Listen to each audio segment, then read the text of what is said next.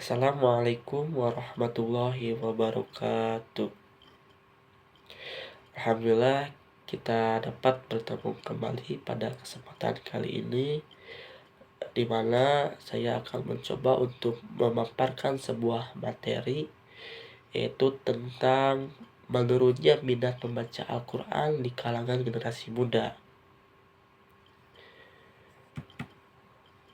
Nah, Al-Quran adalah kitab suci umat Islam yang menjadi pedoman hidup dalam setiap aspek kehidupan. Al-Quran sendiri merupakan wahyu yang diturunkan oleh Allah kepada Nabi kita, yaitu Nabi Muhammad SAW, yang sudah ada dari zaman Nabi sampai sekarang masih utuh. Nah, Al-Quran sendiri menjadi cahaya petunjuk yang diturunkan oleh Allah Subhanahu wa Ta'ala kepada Nabi Muhammad sebagai rahmat bagi seluruh alam dan pedoman bagi orang-orang yang mukmin. Namun pada era globalisasi sekarang ini atau era modern ini, minat generasi muda untuk membaca dan memahami Al-Quran itu semakin menurun. Nah, fenomena tersebut menjadi perhatian kita, khususnya dari keluarga, sekolah, dan masyarakat gitu. Jadi generasi muda saat ini lebih akrab menggunakan gadget dibandingkan dengan membaca Al-Quran dan hafalan Al-Quran. Jadi mereka itu lebih banyak itu menggunakan gadget atau scroll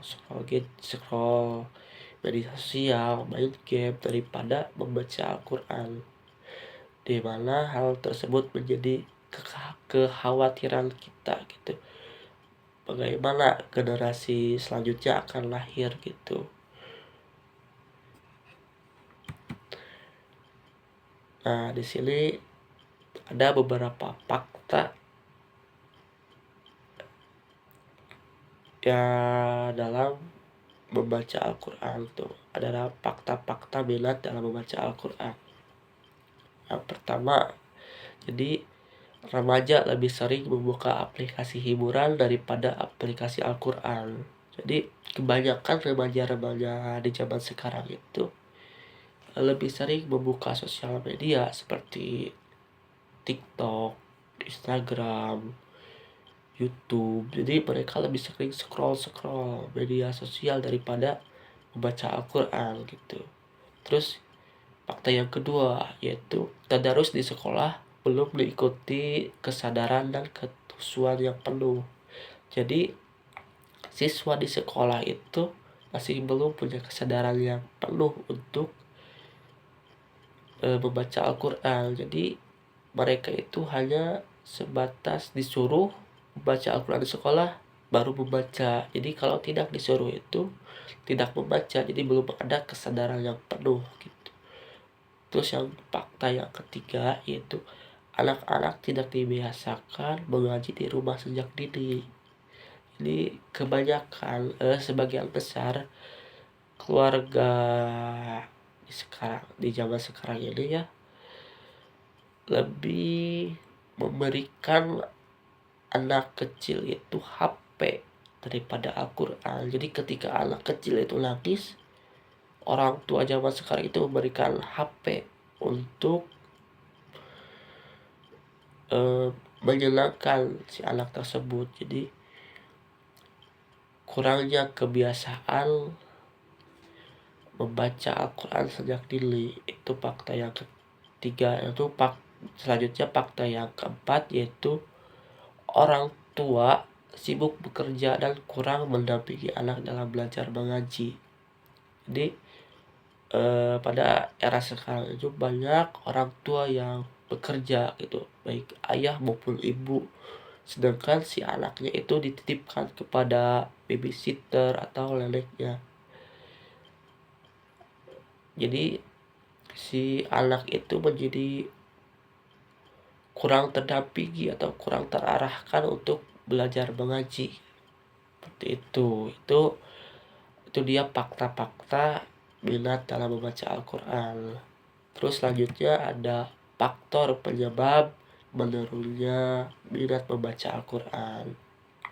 Di sini ada 2 faktor. Yang pertama faktor internal, yang kedua ada faktor eksternal. Faktor internal ini yaitu faktor dari diri kita sendiri. Nah, di sini ada faktor penyebab daripada internal sendiri, yaitu ada faktor kesehatan dan psikologis.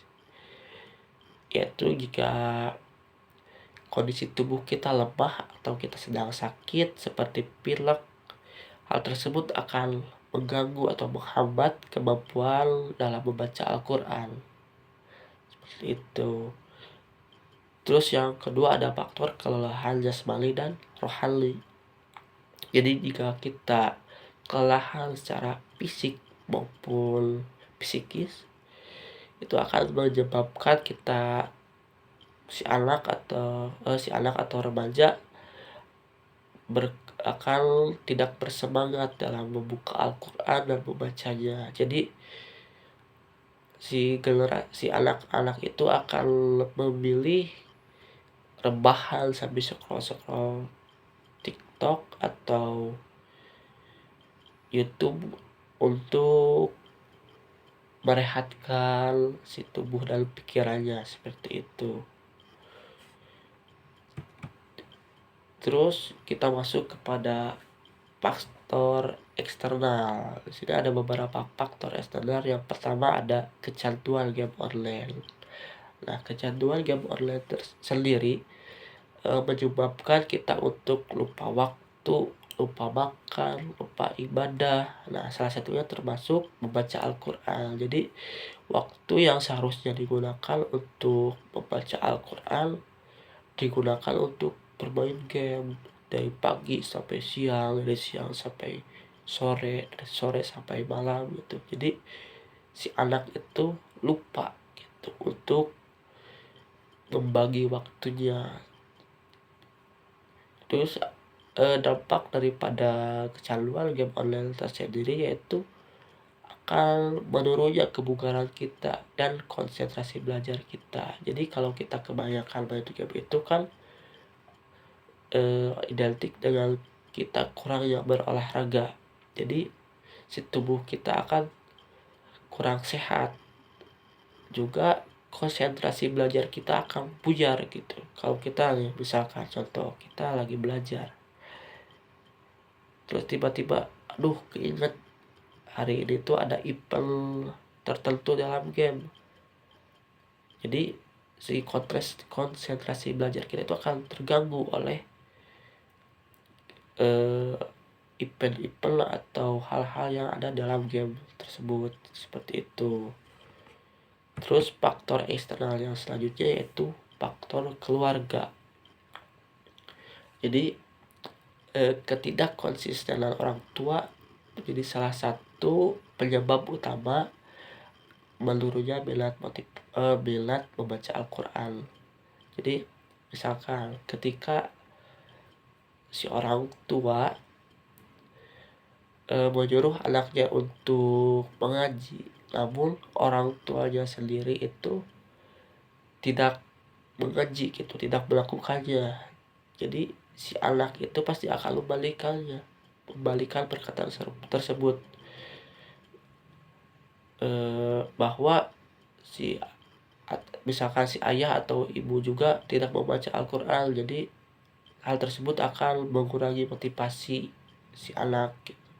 Terus yang kedua, kurangnya ketedaran dalam beribadah. Jadi anak itu kan mencontoh orang tuanya dalam beribadah atau dalam berperilaku. Jadi kalau kurangnya keteladanan, si anak juga bakal tidak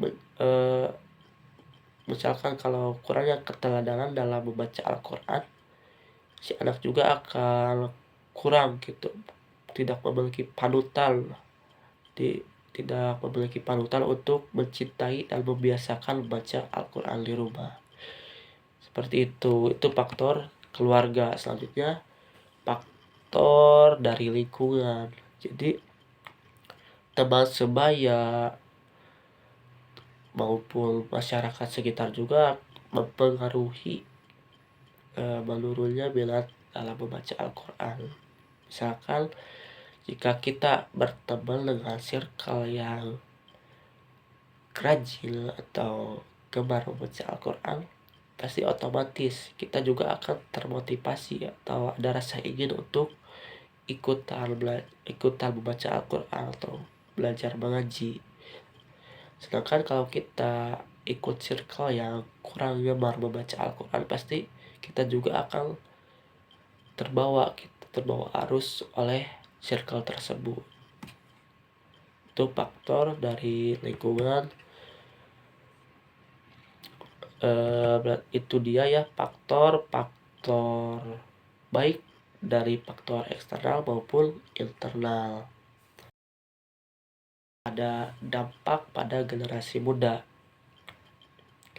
Jadi dampak dari kita kurangnya membaca Al-Quran ini, yang pertama yaitu kita sering merasa gundah dan gelisah. Kenapa? Karena kan Al-Quran sendiri itu adalah syifa atau penyembuh hati.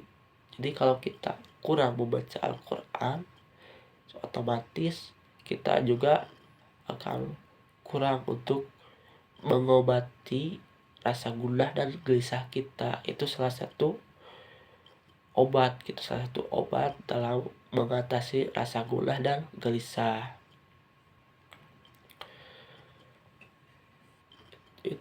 Terus dampak selanjutnya yaitu kemampuan membaca Al-Quran yang rendah. Jadi banyak remaja yang masih terbata-bata dalam membaca Al-Quran karena remaja-remaja sekarang ini kebanyakan itu belajar membaca Al-Quran itu hanya sampai SD saja. Jadi sudah lulus SD, mereka itu gengsi gitu untuk belajar ilmu tajwid dan ilmu Al-Quran lainnya gitu, seperti itu. Jadi sehingga si kemampuan membaca Al-Quran mereka itu masih terbata-bata gitu, belum terlalu lancar gitu. Terus dampak selanjutnya yaitu berkurangnya pemahaman ajaran Islam dan menurunnya kualitas akhlak. Jadi itu dia ya dampak-dampak dari kurangnya minat membaca Al-Quran. Terus selanjutnya kita masuk kepada solusi dari berbagai sudut pandang. Yang pertama dari sudut pandang Al-Quran dan hadis. Nah, dalam Quran surat Al-Mujadil ayat 4 yang artinya, dan bacalah Al-Quran itu dengan tartil, perlahan-lahan dan jelas. Jadi dari ayat tersebut itu Allah itu menyuruh kita untuk senantiasa membaca Al-Quran itu dengan tartil. Jadi ada beberapa kaidah ya bahwa jika kita membaca Al-Quran tanpa ilmu tajwid, itu hukumnya dosa, itu seperti itu. Terus selanjutnya ada hadis riwayat Bukhari, yaitu sebaik-baiknya kalian adalah yang mempelajari Al-Quran dan mengajarkannya. Jadi menurut hadis ini, jadi sebaik-baiknya manusia itu adalah yang belajar Al-Quran serta mengajarkannya gitu. Walaupun kita tahu ilmu Al-Quran itu hanya sedikit gitu. Misalkan kita hanya tahu sampai Iqra 3 atau sampai Iqra 6. Nah, kita itu dianjurkan untuk mengajarkannya walaupun hanya tahu sedikit gitu, seperti itu. Terus solusi selanjutnya yaitu membiasakan membaca Al-Quran setiap hari sebagai bagian dari rutinitas ibadah. Jadi solusi selanjutnya itu membiasakan membaca Al-Quran setiap hari walaupun hanya 1 ayat, 2 ayat. Karena kalau kita sudah menjadi kebiasaan itu pasti tidak akan kelewat gitu. Terus yang solusi selanjutnya yaitu memahami makna dan kandungan ayat-ayat Al-Quran secara bertahap. Jadi bukan hanya membaca saja, tapi memahami makna yang terkandung dalam ayat-ayat tersebut. Jadi dengan kita memahami kandungan ayat-ayat dalam Al-Quran, kita otomatis gitu hati kita akan tersentuh dan termotivasi gitu untuk lebih giat lagi membaca Al-Quran. Nah, itu dari sudut pandang Al-Quran dan hadis. Selanjutnya, solusi dari sudut pandang pendidikan Islam. Itu solusi pertama yaitu membentuk manusia beriman dan berakhlak mulia sebagai tujuan utama pendidikan. Jadi kita harus membentuk akhlak, bukan hanya mentransfer ilmu saja, tapi membentuk akhlak dan kebiasaan untuk senantiasa membaca Al-Quran setiap hari. Terus yang kedua yaitu program tadarus rutin dan pembelajaran tahsin serta tahmid Al-Quran. Jadi dalam pendidikan sendiri harus membuat program seperti setiap Jumat membaca Al-Quran dan ada pembelajaran tahsin serta tahmid seperti itu. Terus solusi yang selanjutnya yaitu guru berperan sebagai teladan dalam membaca dan mengamalkan Al-Quran.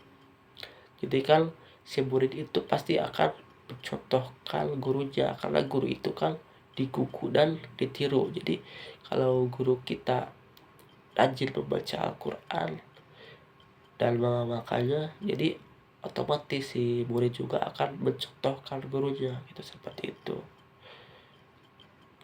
Terus solusi selanjutnya yaitu pembelajaran yang menarik dan interaktif agar siswa termotivasi. Jadi bukan hanya pembelajaran secara konvensional saja, tapi juga pembelajaran secara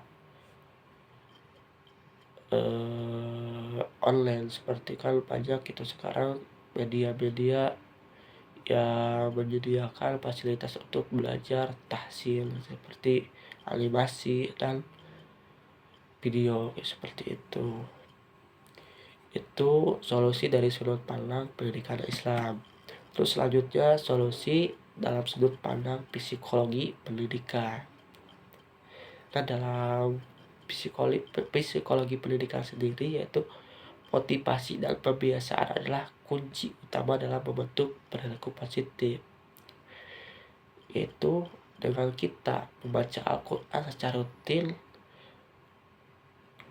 itu perlu ditanamkan sebagai kebutuhan jiwa kita. Jadi bukan hanya sekadar kewajiban kita, tapi si hati kita itu harus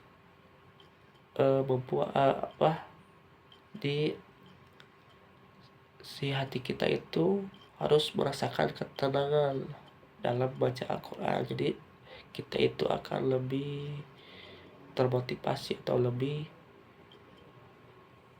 gemar gitu dalam membaca Al-Quran. Terus solusi selanjutnya yaitu memberi penghargaan dari guru dan orang tua kepada anak yang hatam Al-Quran atau hafal ayat-ayat tertentu itu dengan baik pujian maupun hadiah. Nah, itu solusi dari sudut pandang psikologi dan pendidikan. Selanjutnya kita masuk kepada solusi dalam sudut pandang sosial budaya. Jadi untuk solusi pertama yaitu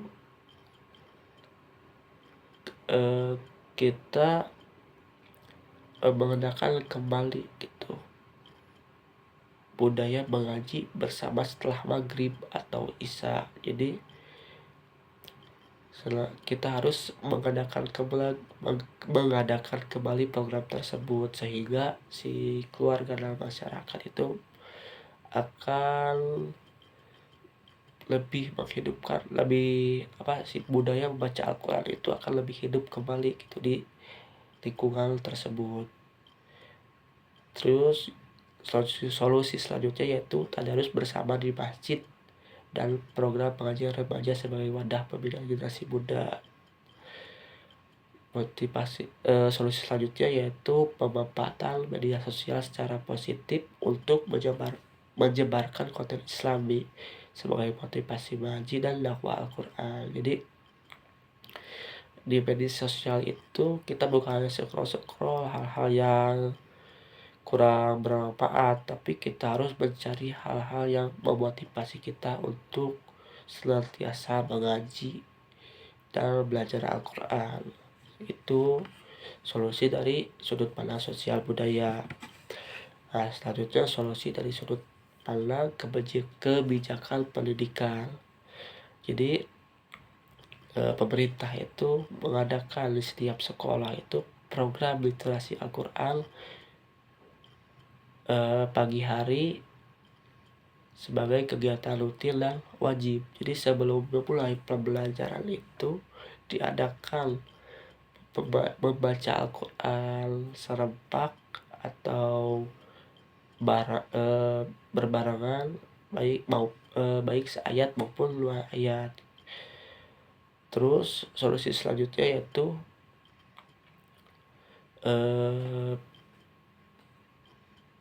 kerjasama aktif antara sekolah dan orang tua dalam pengawasan belajar dan mengaji anak. Jadi bukan hanya sekolah saja ya, atau bukan hanya orang tua saja yang memperhatikan anak untuk belajar mengaji, tapi di sekolah juga harus ada pengawasan dalam pengawasan belajar anak dalam mengaji, pengawasan belajar mengaji anak gitu, seperti itu. Itu solusi dari sudut pandang kebijakan pendidikan. Nah, mungkin itu dia ya solusi dari kelima sudut pandang. Terus selanjutnya kita masuk kepada kesimpulan, yaitu dampak menurunnya minat membaca Al-Quran ini sangat nyata. Kemampuan baca rendah dan terbata-bata, berkurangnya pemahaman ajaran Islam, serta menurunkannya kualitas akhlak seperti kejujuran, kesabaran dan tanggung jawab, serta kasih sayang pada generasi muda. Sehingga untuk mengatasi hal tersebut, solusi yang dibutuhkan yaitu mencakup seluruh pendekatan dari berbagai sudut pandang tadi. Jadi keberhasilan tersebut membutuhkan kerjasama nyata antara keluarga, sekolah, masyarakat, dan pemerintah untuk melahirkan generasi yang mencintai Al-Quran. Mungkin sekian yang dapat saya sampaikan. Mohon maaf atas segala kesalahannya, baik tutur kata yang kurang berkenan. Akhirul kalam. Assalamualaikum warahmatullahi wabarakatuh.